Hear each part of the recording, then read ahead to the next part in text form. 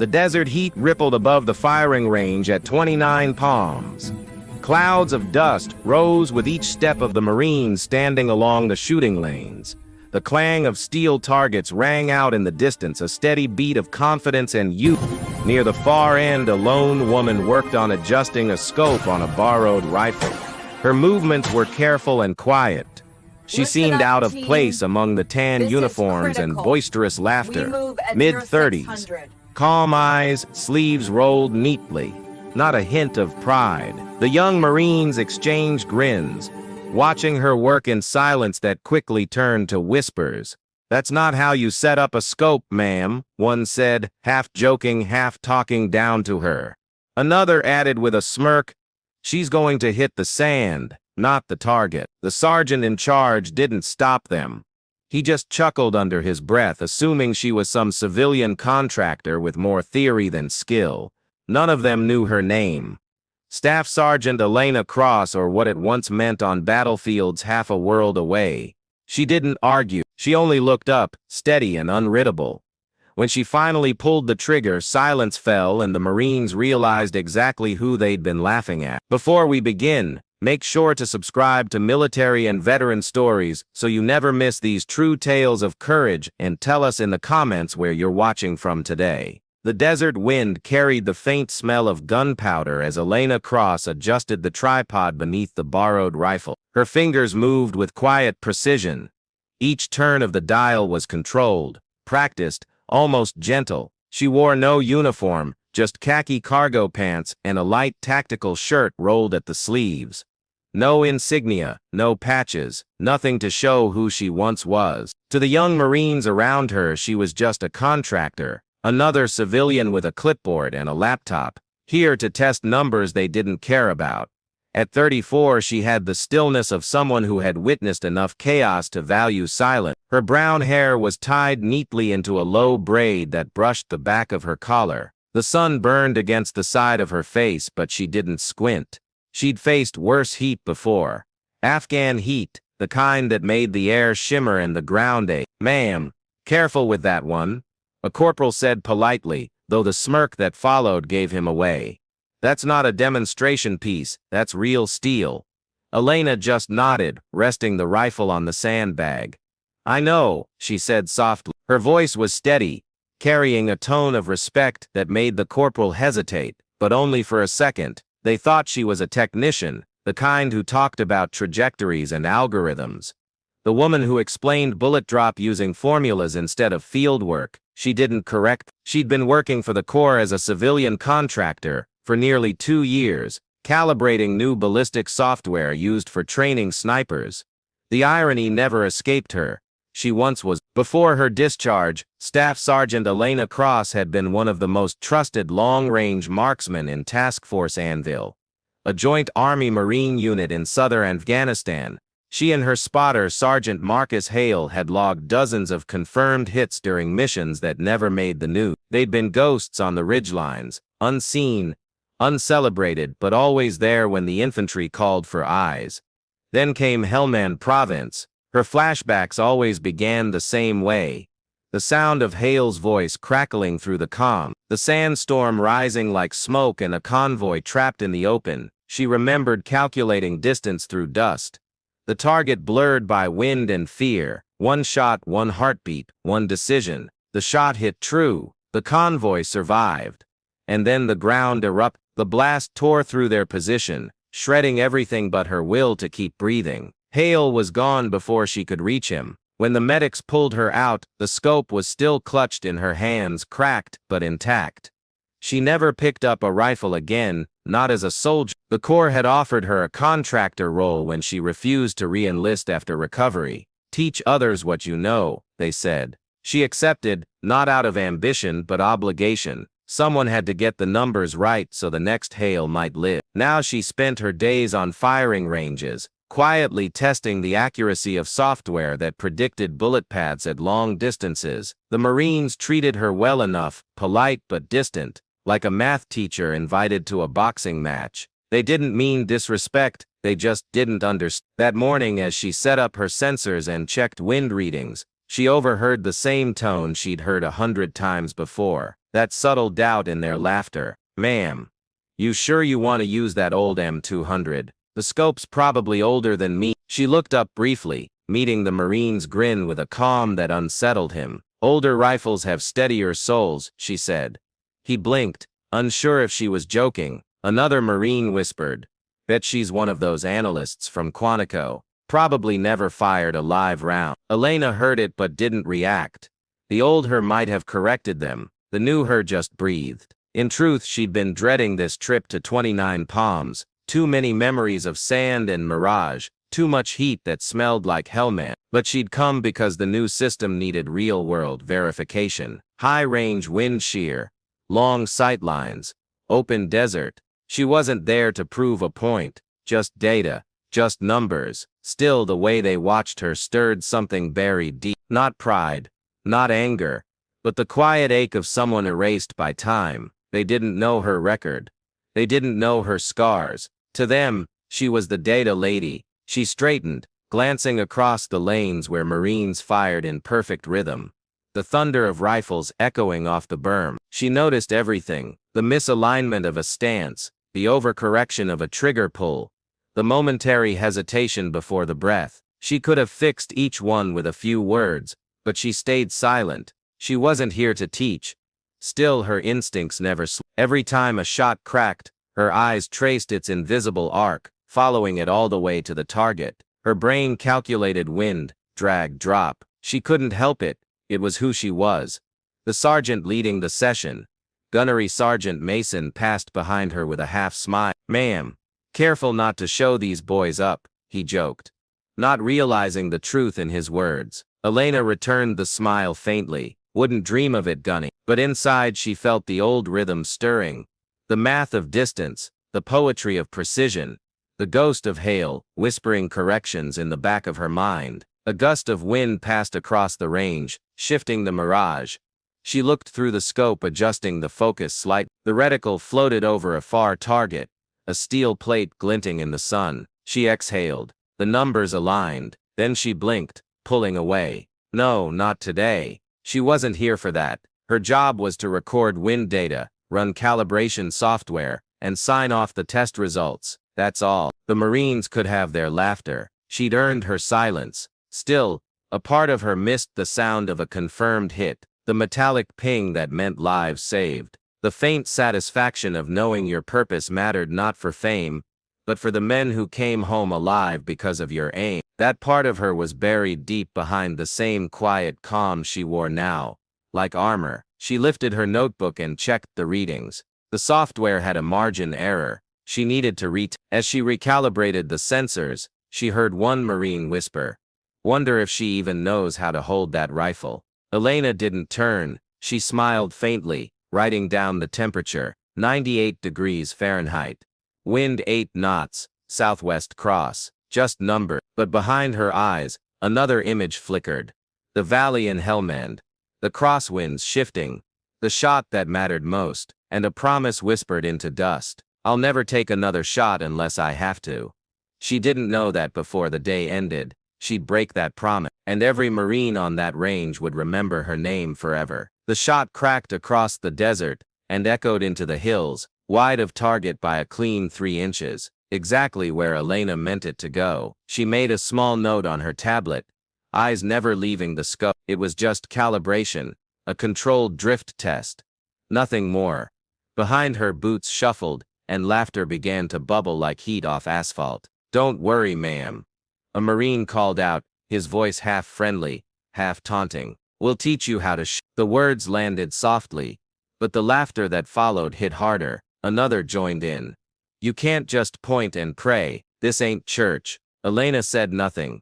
She ejected the casing, logged the data, adjusted windage by a 1/4 mil, and sent another round exactly where she wanted. Wrong again, but consistently so. The same Marine whistled low. 2 for 2, boys. Maybe she's painting the desert. More laughter. A corporal a few lanes down decided to make a show of it. He turned sideways, mimicking her calm stance, chin lifted, finger pressed dramatically against an invisible trigger. Observe, gentlemen, he announced.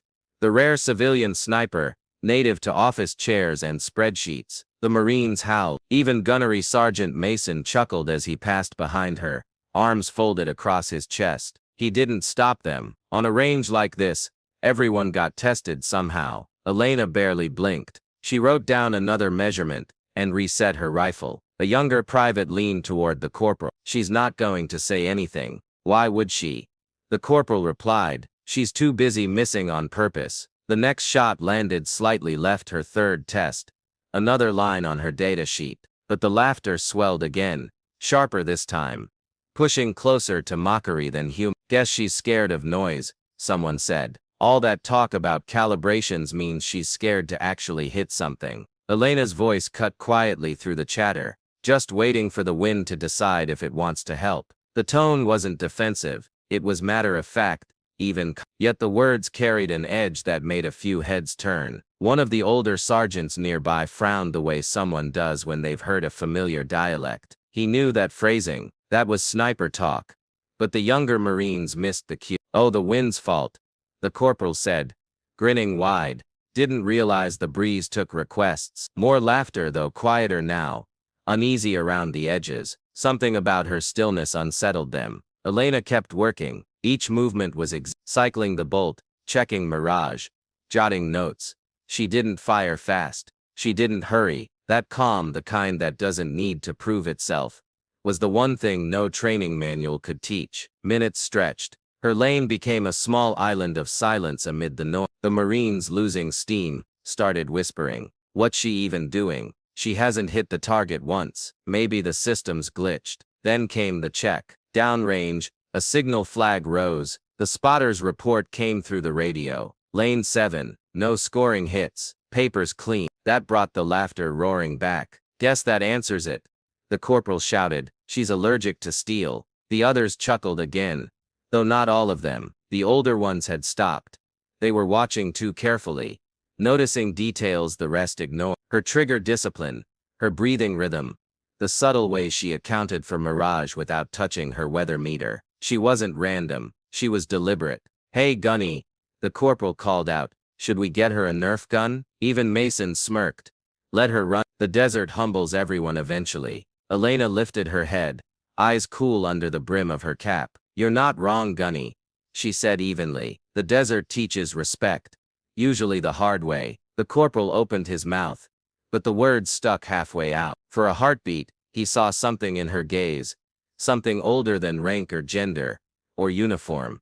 She turned back to the scope, ending the moment. The next few shots were silent rituals. Adjust, breathe, fire, record. Her notebook filled with measured calm. Then Mason's voice came through the mic again. "Lane 7, you planning to hit anything today?" Elena keyed her mic. "Negative, Gunny. Tracking lens drift under heat expansion." There was a pause, then a low chuckle.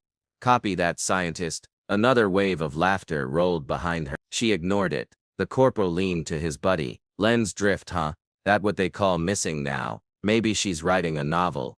Another whispered. The jokes landed softer now, but the sting was there. The private who'd laughed earlier looked down at his boots, unsure. He glanced at her again, at the quiet focus, the faint scar running along her forearm, the way her breathing synced with the rhythm of the flags downrange. He didn't understand what he was seeing, but something told him not to laugh again. Elena paused between shots, feeling the dry wind slide over her skin like memory. Helmand flashed in her mind.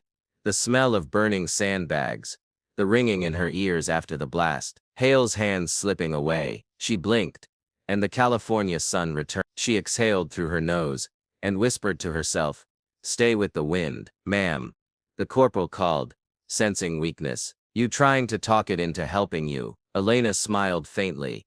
Still behind the scope, "Sometimes it listens." A few Marines chuckled. The older sergeant nearby crossed his arms, his face unreadable. He'd seen that calm before, in Afghanistan maybe, or Iraq, men and women who didn't need to raise their voices, because they'd already heard the loudest noises the world could make. "Target check again," the tower called out. "Lane 7, still clean." "What's the issue?" Elena responded, soft and professional. "Recording drift pattern. 10 more rounds." The corporal muttered under his breath. "She's wasting ammo." Elena's pencil paused over her notebook. "Not wasted. she said quietly. Just measure. The corporal blinked. He hadn't realized she'd heard him. Hey, Mason said, strolling back. You got enough data yet? She looked up at him and offered a small, steady nod. Almost. Good, he said with a grin. Maybe we'll get to see a hit before sundown. She returned the smile, polite, then turned back to her work. The Marines exchanged looks, some amused, some impatient, one or two now uncomfortable. The laughter that once filled the range had thinned into pockets of silence. When people laugh long enough without a reaction, they start to wonder what they're missing. Elena fired again. The casing bounced against the bench. The corporal shook his head. Still nothing. I don't get it. What's she even proving? One of the older Marines answered quietly. Maybe she doesn't need to prove anything. But the corporal didn't catch the warning. If she was any good, she'd show us. Elena didn't rise to it. She finished the string, set the rifle down gently, and began packing her notes. Then the tower's voice echoed again, louder this time. Range control to lane 7. All marks cold. Confirm no live rounds before reset. Confirmed, Elena replied. As she stood, the corporal gave a mock bow. Appreciate the demonstration, ma'am. Real inspiring. Elena met his grin with quiet composure. You're welcome, she said. But you might want to re-zero your own rifle before you start lessons. That made a few Marines snort softly. The corporal's smile faltered. She turned back toward her bench and began checking her scope mounts. The sun was lowering, shadows stretching long across the range. The wind had settled, a steady 7-knot cross, predictable, perfect. She closed her notebook. The calibration was done. The optic was drifting, but her patience had held. Then came the final push. The corporal, stung by her calm, tried to reclaim the crowd. So what's the excuse now? Going to blame the sand? Elena looked at him, eyes clear and steady. No excuses, just physics. Physics doesn't hit targets. He shot back. No, she said softly. People do, when they stop talking long enough to listen. For the first time, the laughter didn't come. The desert grew still, the sound of distant ricochets fading. Even Mason glanced at her with a half-smile, like he just remembered something from long ago. Elena sat back down, sliding behind the rifle once more. Not for data, not for show, just to confirm her calibration. She centered the reticle, adjusted 0.5 mil for drift, and squeezed. The metallic ping rolled across the valley. No one said a word. She chambered another round, took a breath, and sent the second shot. Another ping. Perfect alignment. The corporal's jaw tightened. Lucky shot. Elena didn't reply. She fired a third. Another direct hit. The wind carried the sound downrange, clean and crisp. 3 perfect strikes. She lifted her head, calm as ever. Looks like the calibration's complete. Mason approached, rubbing his chin. Those were good shots, he admitted, though his voice stayed casual. Beginner's luck. Elena's lips curved in a faint, knowing smile. Luck doesn't group. It was then that the older Marine, the one who'd stopped laughing earlier, leaned forward. His eyes had caught the faint tattoo under her sleeve, the curve of a coiled serpent around a crosshair. He'd seen that emblem once before, long ago, painted on a rifle case from Task Force Anvil, but he said nothing yet. The corporal gave one last shrug. All right, ma'am. Guess the wind finally decided to help. Elena stood, brushing dust from her hands. It usually does, she said quietly. If you've earned its respect. The corporal frowned, unsure if she was joking again. Mason called for a range reset, his tone lighter now but edged with curiosity. All right, Marines, let's give the lady some room. We'll see who's laughing after the long-range run. As the group dispersed, Elena remained at her bench, jotting the final line in her notebook. Drift confirmed. Wind stabilized. Patience intact. She closed it, exhaled, and looked toward the horizon. The day wasn't over yet. The laughter had quieted, but the test wasn't done. And deep down, every Marine on that line, whether they admitted it or not, felt the same uneasy truth rising in their chest. Something about her didn't add up. Her silence had weight. Her eyes had memory. And the way she spoke about the wind. It wasn't theory. It was experience. What would you have done if you were there? Would you have spoken up or stayed silent and watched? The laughter had burned itself out, leaving only the dry hum of wind sliding over the range. The sun was starting to fall lower, shadows stretching long across the sand. The Marines' earlier confidence had dimmed, replaced by a restless curiosity they didn't want to admit. Something about that woman's silence didn't sit right. Elena knelt beside her rifle, brushing sand from the receiver, the movement smooth and practiced.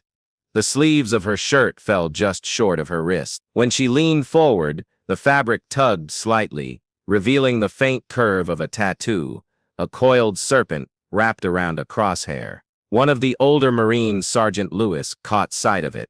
The image froze. He had seen that symbol before, years ago, during his first deployment in Helmand. It wasn't a random design, it was the mark of Task Force Anvil, a joint Army-Marine sniper detachment that had operated deep in enemy territory before being quietly disbanded. Legends said the unit's two-man teams could take out a convoy from over 2 miles away. He looked closer. The lines of the serpent weren't bold or decorative. They were faded, almost hidden under the tan of her skin, like something not meant for show. He frowned, his voice low. "That's impossible." "What?" the corporal beside him asked. "Nothing," Lewis muttered. But he didn't laugh anymore. Elena tightened the strap on her sling, her movements unhurried, deliberate. Each adjustment seemed measured to the millimeter, each pause exact. She didn't check her notes now. She didn't need to. Her fingers found the turret dial, spinning it with subtle confidence, counting clicks under her breath. 1.2, 3. Someone down the line whispered. "That's not from a manual." The corporal turned toward him. "What are you talking about?" That's how snipers fine-tune windage mid-shot. You don't do that unless you've done it for real." The corporal looked back at her, unsettled despite himself. Elena's hand hovered near the bolt, her thumb resting lightly on the safety. Her focus wasn't just on the target, it was on the invisible language of air. Her eyes tracked the distant shimmer of heat, the dancing of the mirage. She exhaled once, the slow, practiced release of someone who'd learned patience not from training but from survival. Downrange the air changed. The wind picked up, swirling dust in faint spirals. The flags fluttered hard for a moment, then settled again. She adjusted her elevation. The way she did it made Lewis's throat tighten, not because of what she was doing but how she was doing it. There was no hesitation, no calculation delay, no doubt. The kind of certainty that only comes from years of watching men live or die by miliradians. "Who is she?" whispered the private, Nolan. The corporal shook his head, voice quieter now. "Some kind of ballistics tech." "That's what the schedule said." Lewis didn't respond. He just kept watching. Then Nolan noticed something else. On the side of her range bag, partially covered by dust and frayed webbing, a small metal tag glinted faintly in the sun. The letters were scratched but still legible. "Cross and Hale, 2004-2, confirmed." He frowned, leaning slightly. "What's that mean?" The corporal peered at it, squinting. "Maybe it's a serial number," but Lewis knew better. His mouth went dry. Cross and Hale. He'd heard those names before, whispered during night shifts in the desert, spoken like myths. An Army-Marine sniper team that had operated together in Afghanistan. Rumor said they'd once held off an entire ambush from over 2 kilometers out, their shots saving a company pinned down near Sang. The details were always fuzzy, but one number always came up: 2,421 meters. He looked at her again, at the steadiness, the quiet, the way her eyes followed the flags before the gusts reached them. He felt it in his bones. It couldn't be coincidence. "She can't be," he started, then stopped himself. "What?" the corporal pressed. Lewis just shook his head. "Forget it."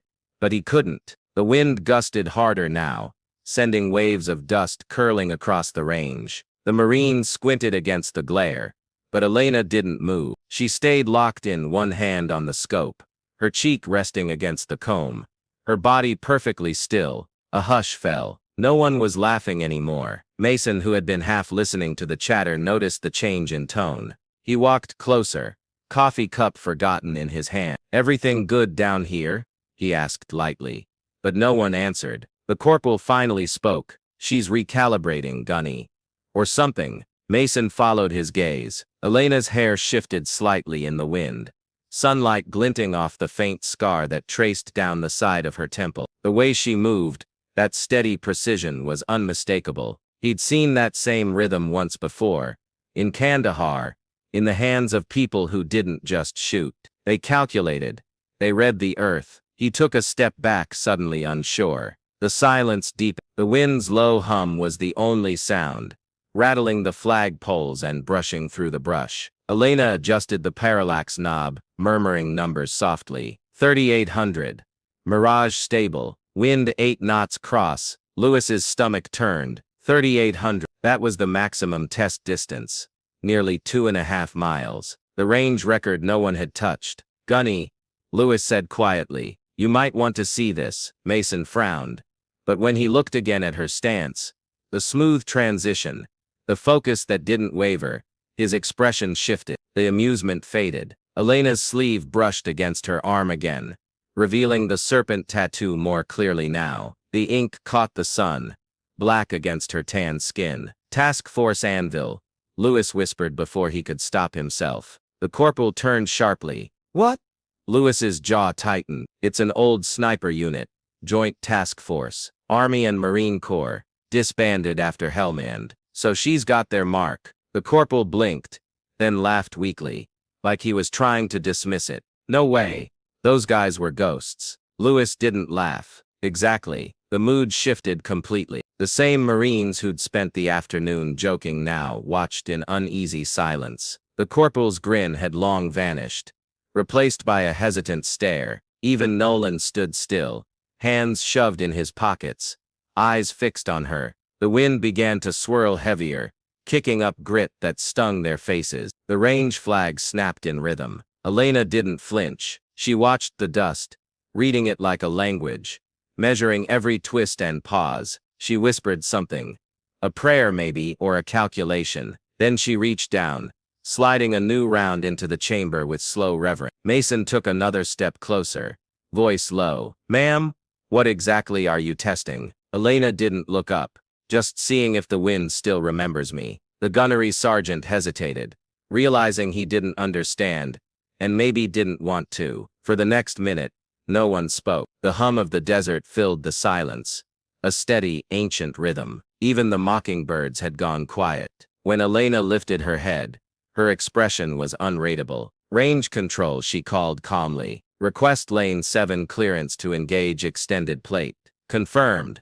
The tower replied. Target distance 3,800 meters. A murmur rippled down the line. Nobody laughed this time. As she set the rifle into position, the coiled serpent tattoo caught the last orange flare of sunset. The wind steadied. Dust hung in the air like a thin veil. No one knew her story yet, but everyone on that range suddenly felt the same thing, that whatever joke they'd been telling all afternoon was over. Because the way she knelt there, calm, patient, eyes fixed through the scope, didn't belong to a contractor or a scientist. It belonged to a sniper who'd seen the world through a crosshair and lived to remember what it cost. The long plate sat at the far edge of the range like a rumor, a tiny glint of steel, 4 football fields, and more away, half lost in heat and distance. All morning it had defeated every attempt. Experienced marksmen on the base had tried in pairs, swapping calibers and magazines,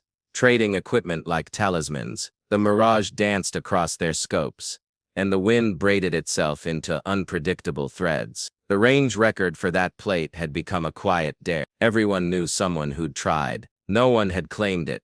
When the idea landed, the throwaway line from a bored corporal, it felt like a dare and a dismissal rolled into one. Why not let the data lady try? Somebody said, laughing to ease the bored. Gunnery Sergeant Mason grinned in the way men grin when they want to see a show. Sure, Cross.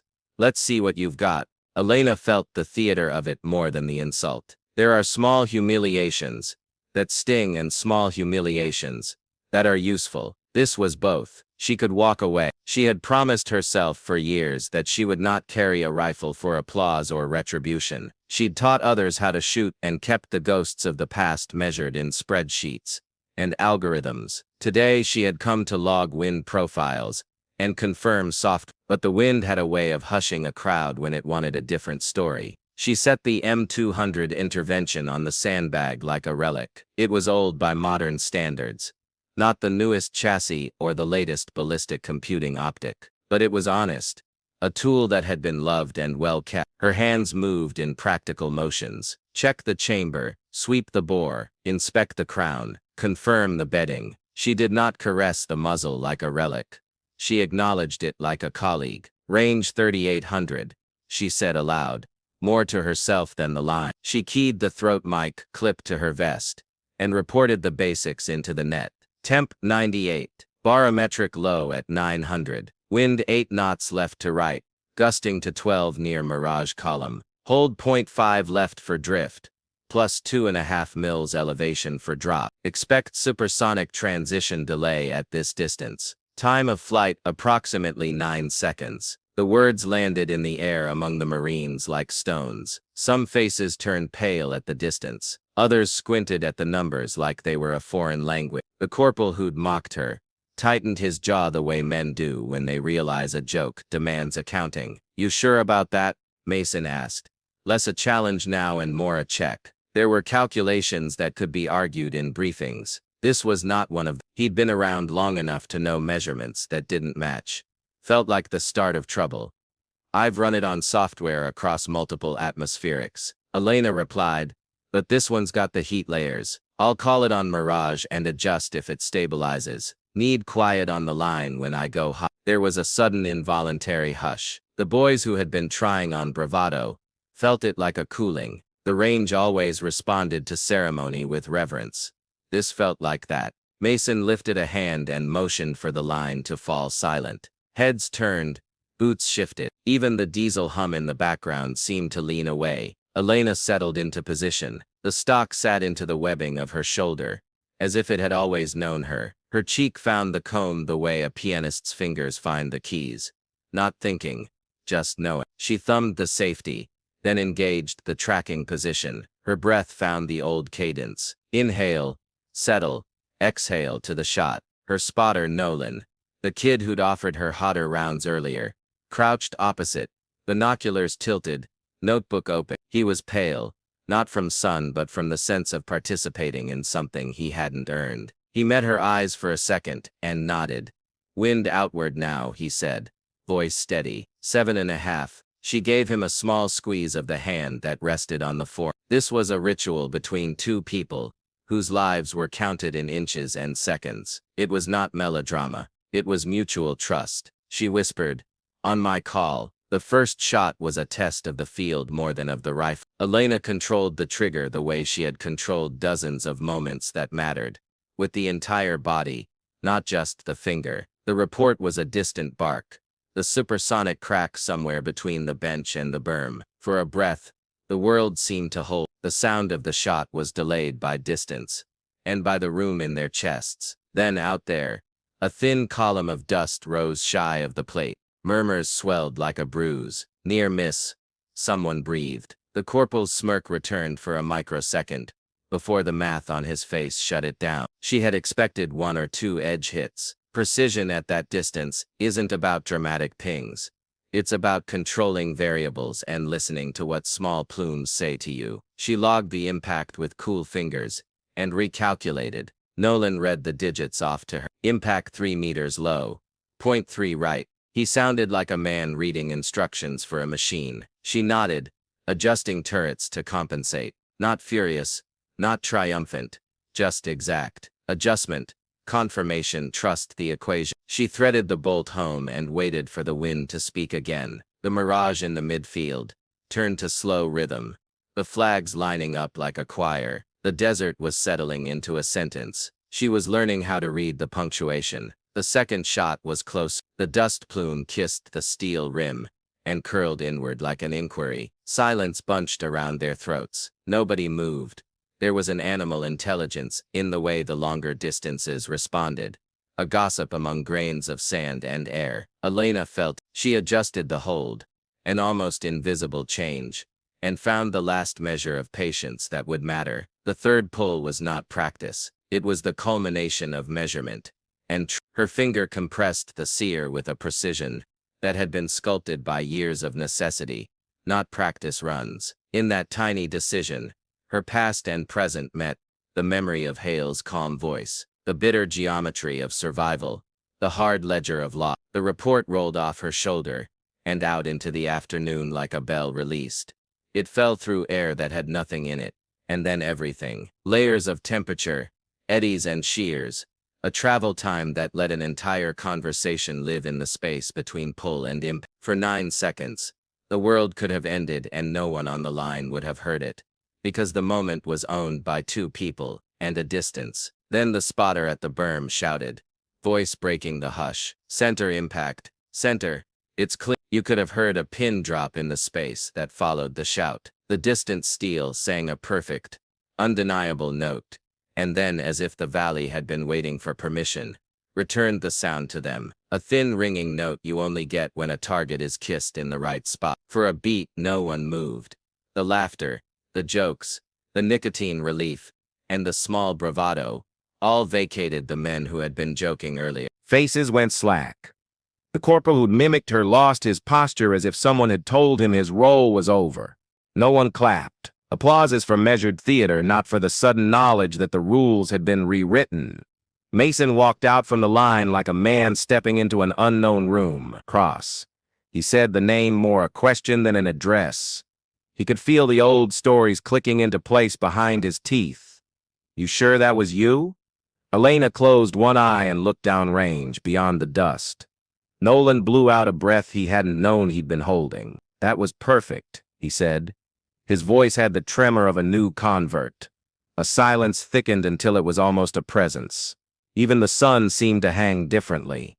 The older sergeant, Lewis, stared at her forearm where the serpent wound around the crosshair. He swallowed, gradually. Like men remembering songs they had only half known. Others began to connect the dots. The tattoo, the way she counted wind clicks, the tag on her bag, the soft cadence of her command of numbers. You did that, the corporal finally said, disbelief and grudging respect, mixing like iron in a cup. She shrugged as if shrugging off a cardigan. Range was as it said. Mirage settled. Wind averaged. The math worked. Her answer was infuriating in its simplicity.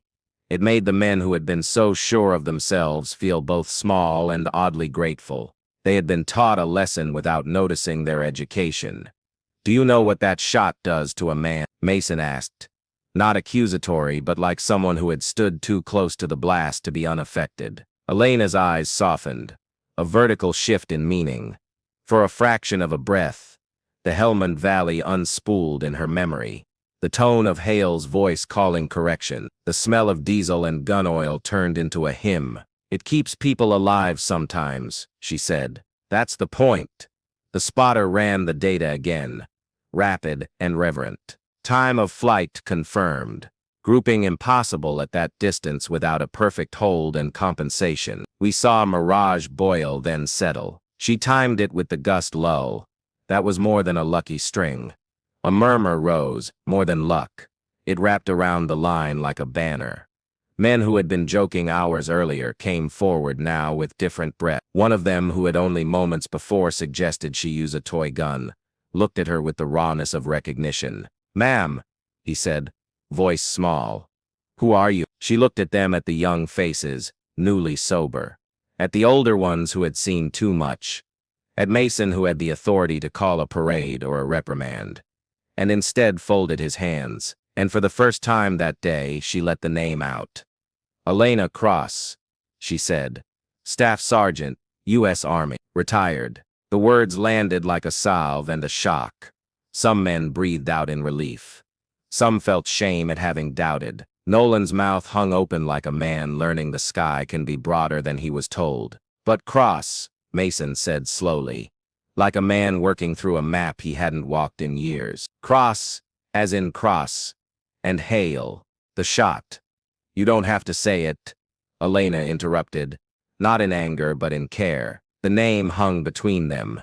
Hale, the partner who had taught her the language of ranges and then paid the cost with a life. The tag on her bag, the number scratched into metal, the faint tattoo, they were all markers of a life lived with another. A hush like a benediction rose. The men shifted, some to attention, most to a posture that was a near salute without a hand raised. Respect had been earned not by proclamation but by a small, nearly invisible act that required nothing but the truth of practice. Nolan stepped forward, hand outstretched, like a supplicant. "Sir," he said, to Mason. Then to Elena. I had no idea." Mason reached out and clapped him on the shoulder. The gesture both reassurance and a sign of welcome into a new thought. "Neither did any of us," Mason admitted. "But we do now." The lineup reformed, not with the swagger of earlier but with the steady gait of men who'd watched someone unmake a joke and replace it with something that mattered. They asked questions in a different tone. Technical this time, not mocking. "What was the hold you used? How did you compensate for the shear layer? You trust the M200 at that range?" Elena answered each with patient practicality. Not to prove herself, but to teach. She let every question be a doorway rather than a duel. She spoke of cadence and patience, of reading mirage instead of forcing it, of listening to wind flags like voices. She talked about calculation and grief with the same soft authority. Her explanations stitched curiosity to humility. When the sun dipped low and the berms turned to shadow, the line dissolved in small clusters, trades of ammo and theory, not mockery. The corporal who'd mimicked her shook his head and laughed. A small, embarrassed sound. He walked over and offered her a cigarette, a peace offering wrapped in awkwardness.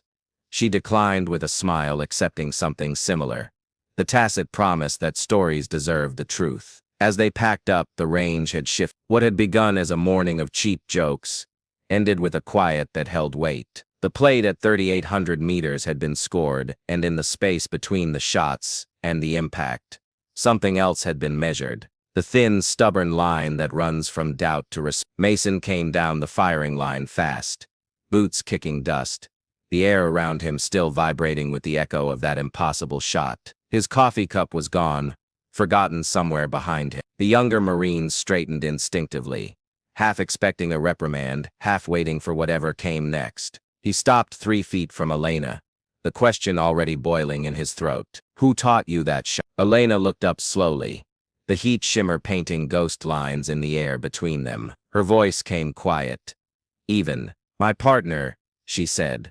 "Sergeant Marcus Hale." The name cracked through the silence harder than a rifle report. Mason blinked, stepping back without meaning to. He'd heard that name before.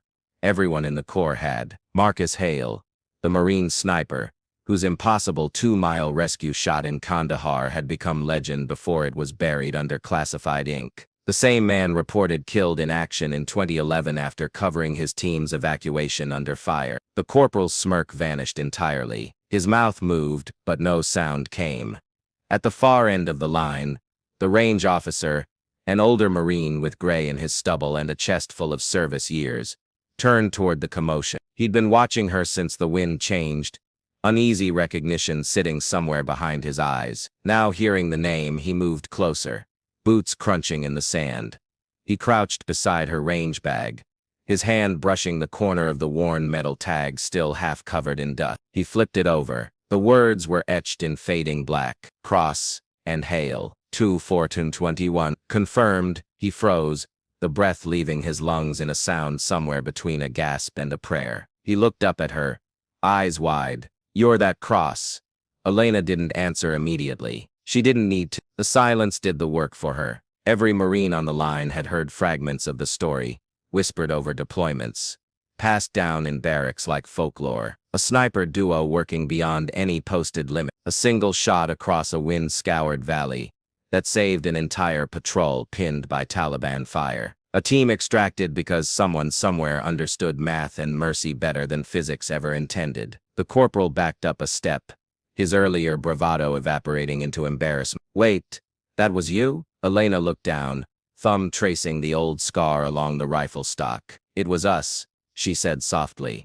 "Hale called the wind. I just pulled the trigger." The words landed like a benediction. "Lewis," the older Marine muttered under his breath. "Kandahar rescue shot." The realization spread through the line like fire through dry grass. "She's the one." Cross and Hale. They saved Bravo Company, right? "No, it was Charlie team.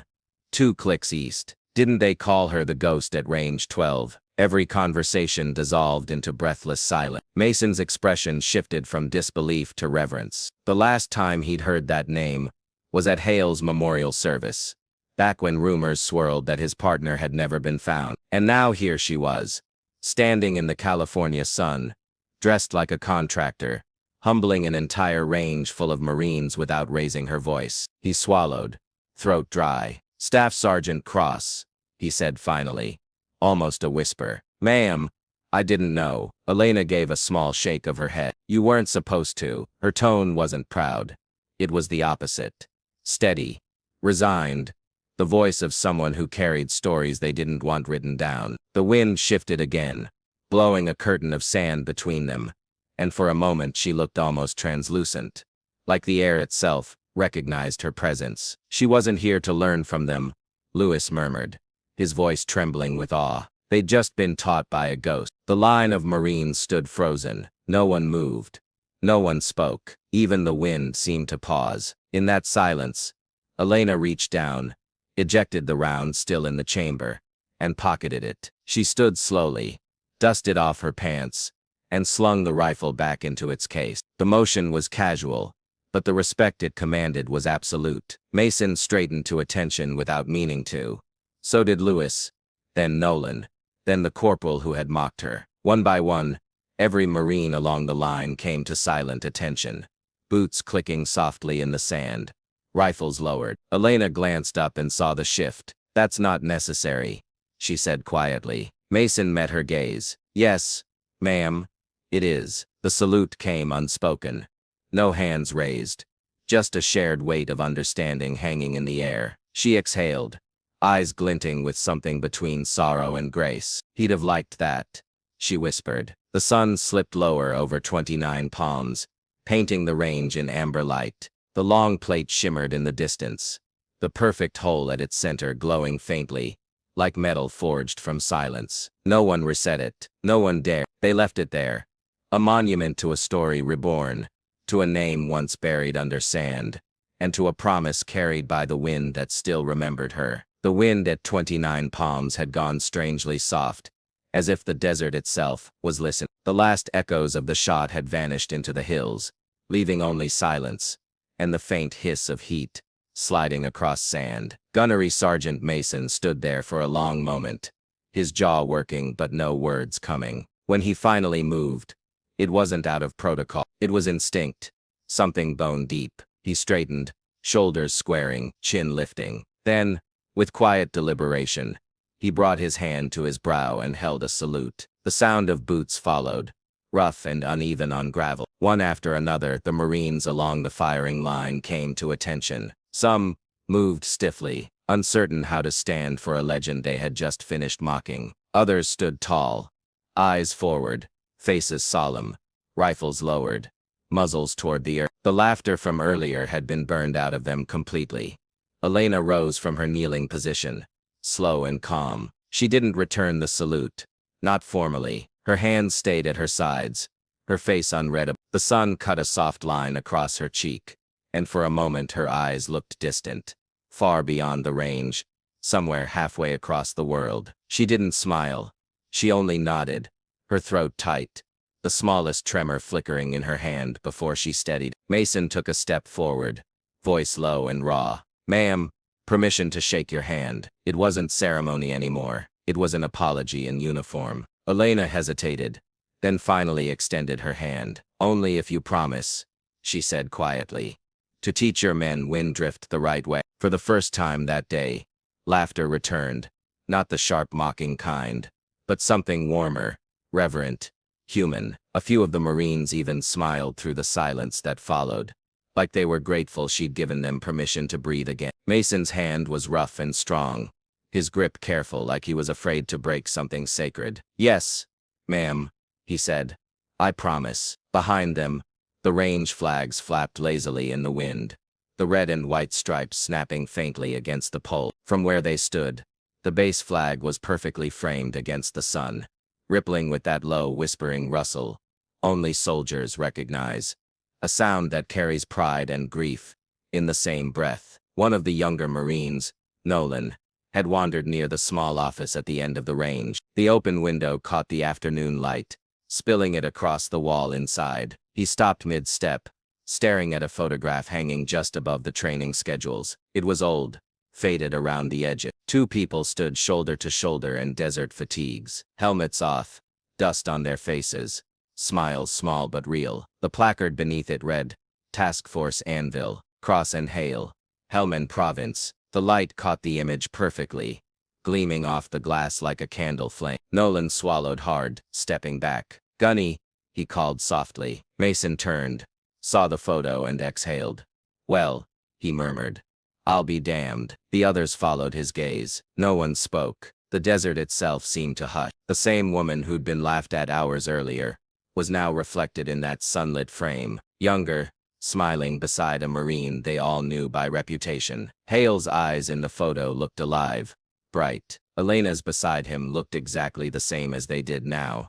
Steady, searching, quiet. She followed their gaze, and saw the photo too. Her lips parted, and a thin breath escaped, almost a whisper. He hated that picture, she said softly. We looked too proud for ghosts. A few Marines bowed their heads. Mason's own throat worked as he found his words. He'd be proud now, he said. Both of you saved men who never knew your names. Elena's voice broke slightly. That was always the point. A gust swept through the range then, not harsh, not hot, but cool, carrying the faint scent of dry sage and dust. The flag behind them caught the wind, rising fully before it settled again. Mason turned back toward his Marines.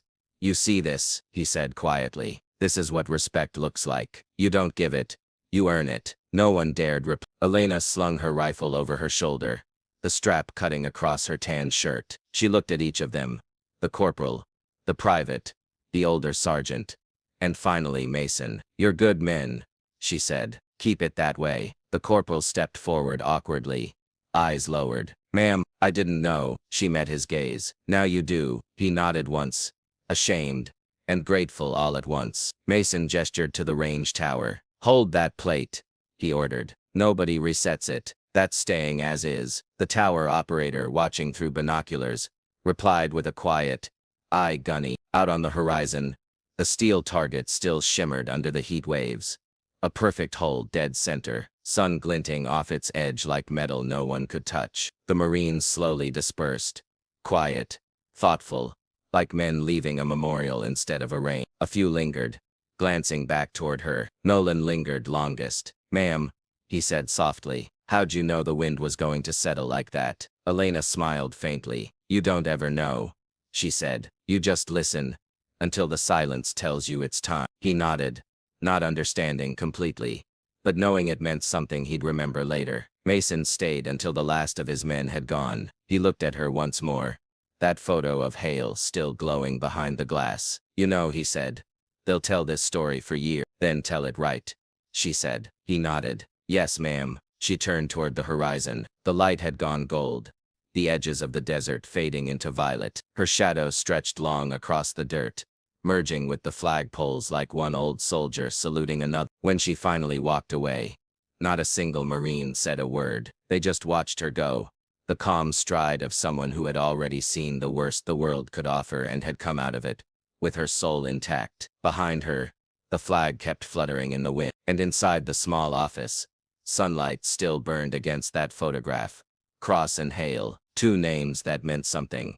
Once again, every Marine on that base would remember the day the lady showed them what real mastery looked like. She wasn't just a civilian tech. She was the legend who once made an impossible shot to save their own, and taught a generation how to listen when the wind speaks. 3 days passed before the envelope arrived. It was thin, official, and stamped with the gold seal of the Marine Corps Commandant's office. The mail clerk at the 29 Palms admin building handed it to her carefully, like it might explode if dropped. The return address alone drew curious glances. Nobody out here got letters from that high up the chain. Elena signed the log, tucked the envelope into her bag and walked out into the desert sunlight without opening it. She didn't need to. She already knew what it would say. That evening, when the last echoes of gunfire had faded and the range lights flickered out one by one, she sat on the hood of her old truck and finally broke the seal. Inside was a single page on letterhead, brief and formal. It thanked her for her years of service to both the Army and the Marine Corps,